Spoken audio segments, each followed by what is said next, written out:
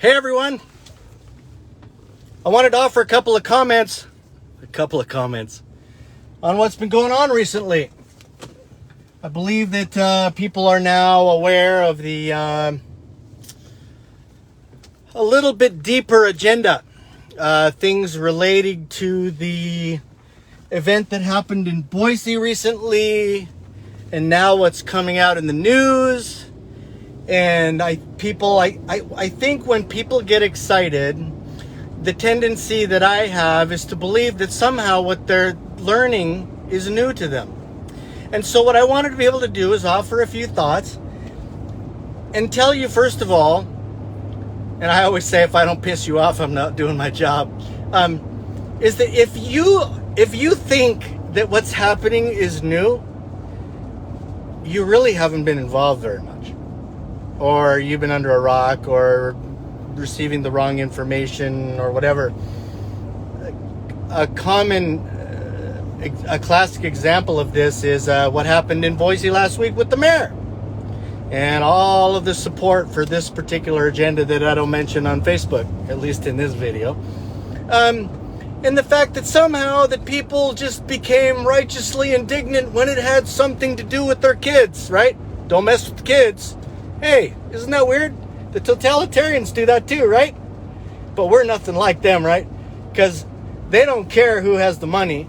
You just give me control of the children, and they'll turn them into little communists in about 2 years, or in about 2 decades, or whatever the hell it is. Well, what's really funny is the American God-fearing patriot is the same way. Oh, we'll tolerate anything, boy, I'll tell you what. But boy, when you start coming after our kids, we're going to really come after you. You know what's really interesting about that? And the communists have probably been laughing about this all along. The God-fearing American patriot doesn't actually realize they've been coming for your kids all along. They literally have been coming for your kids all along. I remember that I had mentioned, I had mentioned how, you know, people that focus on the library district, or, you know, they focus on trying to get the corporations to back away, you know, for their support on the kids. And people are like, yay, we got this corporation to not support the kids. It's like, yeah, but they're openly supporting the agenda that supports control of your kids anyway. So yeah, you might have won the little skirmish that you have here, but there's still an ultimate control. And if you don't swipe at the root and you're swiping at the branches, all I'm left to say is the communist globalists are still laughing. And quite honestly, so am I. I just can't believe that we're being spanked again, because now what we're dealing with is this new thing about the government. Somehow we're shocked, right? That the government is now supporting this literacy program in education to our children. How dare the government take control of our children and brainwash our children, all while we're subjecting them to public school and have for decades. Period. We're allowing our children into the den of thieves, and the only thing that we can do, even though we know they're going for our children, is, well, if they're going for our children in secret, that's okay. Right? I mean, ultimately, that's what we're saying, right? We know that John Dewey and Horace Mann, avowed socialists and admittedly openly talking about taking control of the children, have allowed the American God-fearing patriot allow their kids to get into public school, to be able to brainwash these children to become little Marxists. But it's okay as long as they do it under the radar. And that's what we're saying. Like this whole Pride event that was going down in Boise. Boy, you know what? I got this from this Christian person. Oh, well, you know, but who am I to judge? It's like, yeah, because that's what Scripture says, moron. It's like either you're a moron or you're just ignorant, and I'm here to tell you that that's not true. So now that you know that, you have to do a little more research and find out that you must judge righteously, right? Because we have the ability to judge. If we don't, then we can't possibly hold anybody accountable for anything they do wrong, can we not? Consistency in worldview, maybe? Call me crazy. Call me an extremist. That'd be okay, too. So what is my message today? My message is that if we're going to swipe, we've been spanked again because we're focusing on the branches rather than the root of the problem. You ever heard of the Homosexual Manifesto? Have you ever read it? I think you should read it. And I think if everybody printed a copy of it and they decided to gain some traction in doing it in some sort of concerted action, things might be able to happen. And people are like, well, Tom, what do we do? It's like, yeah, I get people asking me that all the time. It's like, I don't know if people like wasting my time or what. It's like, okay, what do you want to do? Well, you know, if I were an activist on this particular issue, I might look at what the root cause of the issue is rather than swiping at the branches. That'd be the first thing I did. And if you wanted to swipe at the branches a little bit and things of that nature, you could do some things that might have some effect. But ultimately, to expedite that, it's in your best interest to understand more of the root cause of the issue, like maybe globalism, like the fact that Horace Mann and John Dewey were avowed socialists that took over your children, and the fact that you should get your children out of school, or UNESCO, which is the United Nations arm, the education arm for the United Nations. And the United Nations has been working towards a anti-God global government since before most of us were born. Maybe that would help.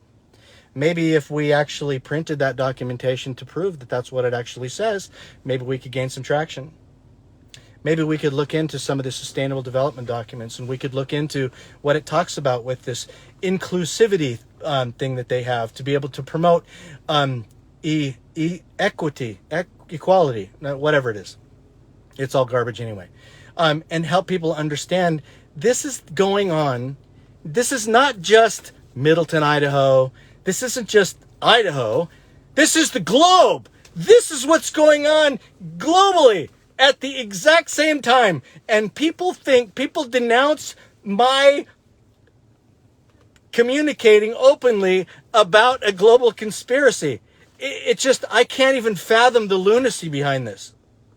It's kind of like if something was created, like the world, then there has to be a creator, like maybe God.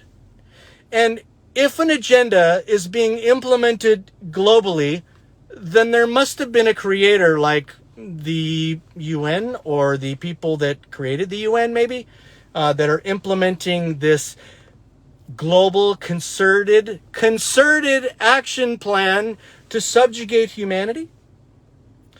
Maybe perhaps if you wanted to be able to focus on more of a local level, maybe what you might do, since we're dealing with tax funding right now, is to be able to reach out to the Idaho Tax Commission. Maybe it'd be a good opportunity to learn what they do. You could reach out to your county tax assessor, and you could make claims like, you know what? I am a God-fearing citizen, and I've been putting up with governmental abuse, but from every level of government, as long as I've been alive, and you still want me to do that. And ask, when does that stop? When do you guys decide to say, that's enough, we cry uncle, you can have your life back? No, that's not going to happen. They're never going to let up. They will constantly work to completely subjugate all of humanity, no matter what you say as individuals. Never. Knowing that puts you in an interesting place. So what you might want to then do is, after contacting your tax assessor and your all of that, and find out when the hell this stuff stops, and to tell them that you denounce it, we might end up having to take drastic steps eventually. But what we want to do is we want to subject ourselves to all of the offenses and abuses of government until such time as we decide to write our own Declaration of Independence, as if we didn't already. Maybe printing it wouldn't hurt either. Maybe what you want to do is you want to go to your county, you want to go to your school board. That's a good place to go. Go to your school board. Thousands of you, not 3. Look, I went to my school board. I've been fighting with Tammy Nichols and Mila Wood, and we fought that frickin' school district for, God, it feels like 20 years. And you know what? We're like the only 3. And they were so good at keeping us separated, and now still nobody goes to these school board meetings. Nobody. So what happens? When you are not there, They act as if you're not there. And they will take every opportunity to abuse you in every way that they can. And they're going to use your children to do it too. In the name of the children. Maybe another thing you might want to do is go to your police chief. You're like, Tom, why would I go to the police chief? What does he have to do with it? He's a citizen. He's somebody that you're supposed to trust. Oh, wait a minute. We have an interesting angle. His salary is paid for by tax dollars.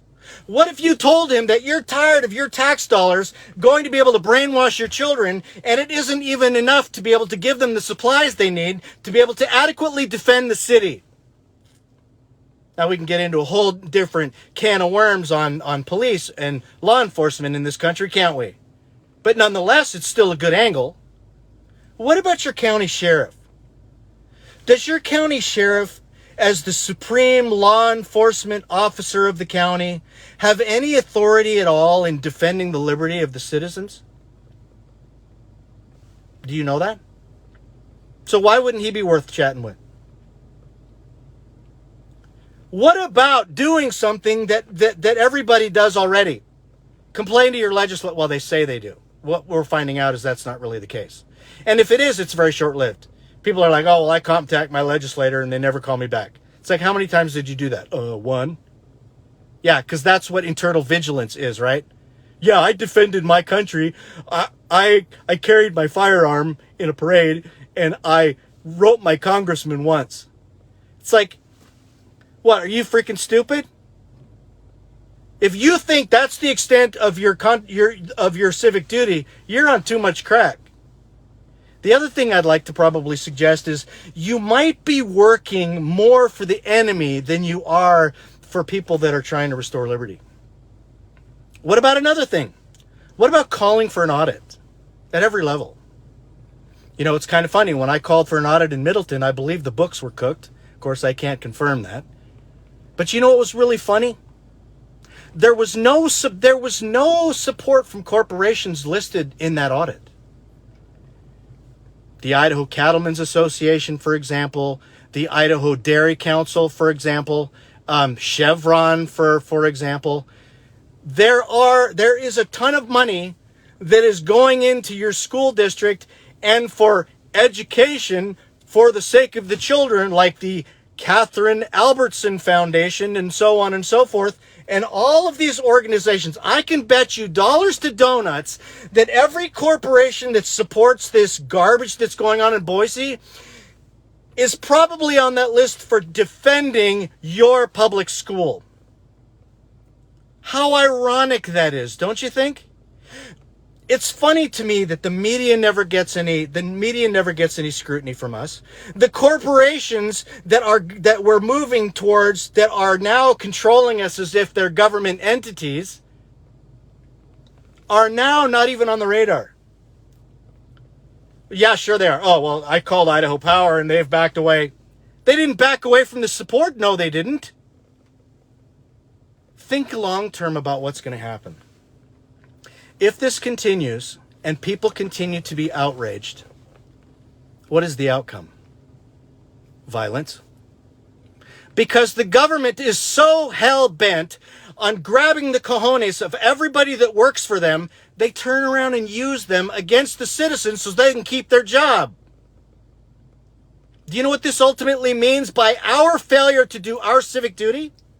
It forces people in these government entities that have any integrity at all to lose their jobs, number one, or to be able to fight against you. So whose fault is it then? Is it the cops' fault? Or is it your fault for your failure to engage?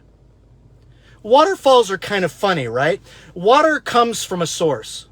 But before it reaches its destination, which there is one, there's a lot of things that water has to go through to finally reach it. And I look at our form of government the same way, where everything is intricately connected. And every time we blame something else, it just proves how narrow-minded we are, generally speaking, in the fact that we would rather not ever look to ourselves as being part of the problem. And so the one thing I think I wanted to leave with you guys today is Understand the value and the importance of who you are as a citizen. Understand the importance of educating yourself. Understand the importance of educating other people. Because only then, when you begin to duplicate your efforts and share your information and your education with other people, including government people, because we have a love for them too, because they have families and they're citizens as well, and it's our fault for allowing them to be part of the system that they're in right now, we might be able to do that. But if you fail to act in a concerted action, at least allow force to meet force. If the government incrementally increases its power and authority over you, what must you do? You must try to be able to do what you can to at least meet the resistance that you're being met with by your government. And this doesn't mean a call to arms. That's the dumbest thing I've ever heard. Oh, you can pry it from my cold, dead hands. Yeah, right. Because you've been civically involved. No, you haven't been. And shame on you for that. The government operates as a collective. We operate as individuals. The first step is to collectivize. It's to become a well-oiled, concerted action unit against the collective that's coming against us. Can we do it peacefully? Sure, for now we can.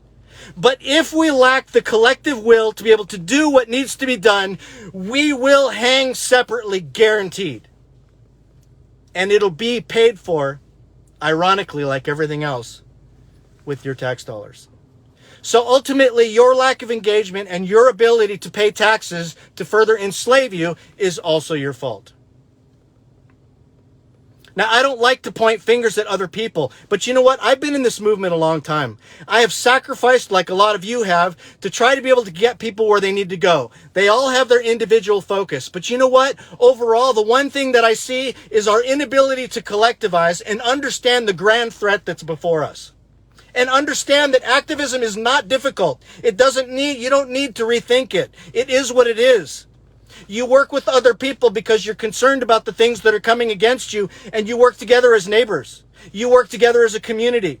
You work together as a county. You work together as a city. You work together as a state. And then what happens? All of a sudden, you're not the bastard uncle like Idaho now is, and you become a beacon of hope to the rest of the states in the union. And if you can get other people in other states to be able to rise up and to be able to do what's necessary, the states start collectivizing and start taking their country back. And that was our founders' design of how to hold government accountable, is to allow the states to empower and hold the states accountable to hold the federal government accountable. So while you're forgetting about the federal government, saying, oh, that's beyond all help, and no, I can't even do that. No. Back it off. Understand things a little bit at a time. Understand it's not as difficult as people make it sound. Don't rethink it. This is not difficult. The difficult part is looking at your neighbor in the eye. The difficulty is looking at your neighbors and talking about things that need to be talked about, whether they believe it or not. And you've got to find people that agree with you. And once you do, you can start collectivizing. And that's ultimately important. And that's where the success begins. As long as we're a fractured individual unit, it'll never happen, ladies and gentlemen. They will continue to hand your butt to you every single day, every hour of every single day of every month of every year. And you're going to continue to be overwhelmed because you have all of these things coming at you. Let me ask you something. If I pointed a shotgun at you, and I'm not going to, but if I shot a shotgun at you that had a bunch of little BBs in it, or I shot you with one bullet, which one would be more likely to hit you? If I was a poor shot. All of them, right? It's important to understand we've got to be able to hit them where we can.